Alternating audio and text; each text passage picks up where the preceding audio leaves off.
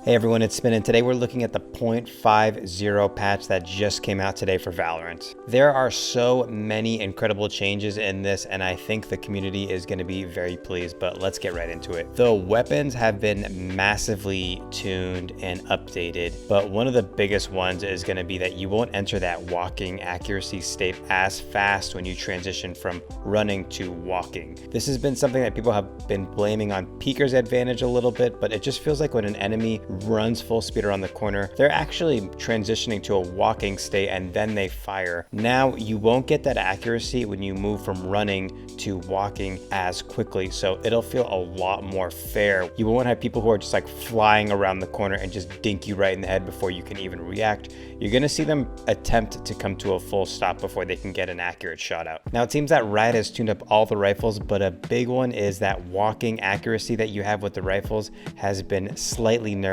which is really good news. A lot of people have seen that clip with Summit 1G calling the Riot devs and calling Valorant hogs because the walking accuracy was basically laser accurate. Now you're going to see that toned down a little bit, and I'm personally super happy about that. And the recoil recovery time for a lot of these weapons has also been reduced, which is great. For example, when you were firing with the Vandal before, I mean, past that 6th or 7th shot in the recoil, you were just kind of guessing where those bullets would go, and it would make it really hard if you wanted to transition your spray to a new target. You'd basically just have to either guess the recoil or just wait a pretty long amount of time for your gun to reset. Well, Riot has brought down the recoil recovery time down on the Vandal, the Phantom, the Bulldog, and the Guardian by about 0.1 to 0.5 seconds respectively, so you should see a bit of an improvement there too. There's also been some work done to the machine guns. I don't expect the machine guns to become that popular as a result of this, but Riot seems pretty committed to making these machine guns work at least some of the time in this game. It seems that with the Ares, the price has gone down from 1,700 to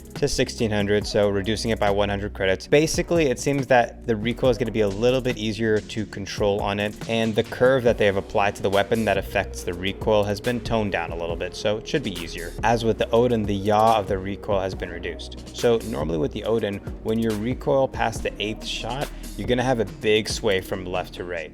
Now with the Odin, that sway should be reduced significantly so you can control it more. Now there's a lot of updates to the agents too. Obviously Sage is going to get a bit of a nerf with her slow orbs going down from 9 to 7 seconds, which is really significant. Also, her slow orbs don't slow you down by 65% anymore. Now they slow you down by 50%. So basically slow orbs just took a massive nerf. Now, Sage still going to be very critical in a lot of the meta, but it's nice to see her getting controlled a little bit more, and it's nice to see Riot acknowledging that she's super OP. Cypher is also going to be getting nerfed, which I'm personally very happy about because Cypher can just lock down these sites with no problem. Now his Cyber Cage does not slow enemies that go through it, which is huge. Now, as somebody who played Cypher for a while, you could really hide in those cages, and when an enemy tried to get in the cage, because they got slowed just a little bit before they actually got in the cage, you could hide in that cage and see an enemy coming towards you, especially their gun coming through the cage, way before they could see you. So it gave you it basically gave you a free kill if somebody tried to push you when you're in your own cyber cage. Now, not exactly the case. When your spy cam is destroyed as Cypher, the cooldown has gone up from 30 to 45 seconds. Omen has gotten a pretty big buff, and I actually personally like Omen. A lot of people rank him pretty low on the tier list, but I think he has some pretty good support abilities. Now his dark cover smoke duration has gone up from 12 to 15 seconds. It travels faster to its destination, but the cooldown for dark cover has gone up from 30 to 35 seconds. So that 5-second penalty is going to be a slight nerf, but overall I'd say this is a buff for Omen. Actually, one of the first people I wanted to check on was Viper because I've really been enjoying playing Viper. Her snake bite radius has been increased from 350 to 450. I was convinced that they were going to add some kind of slow mechanic, even 20 or 30% slowdown on that snake bite, but it's nowhere to be seen in the patch notes here. I mean, it's even in the description. When you hit F1, it says it right there that her snake bite does slow down enemies, but I don't know. It's not here. Hopefully in the next patch, maybe they're just never going to add it. I don't know. This is kind of a funny one. They wrote in the patch notes, "We see you B-hoppers out there jumping through incendiary, fireball, snakebite while taking no damage. We don't want to completely negate this skill, but we also don't want to trivialize a whole set of character abilities."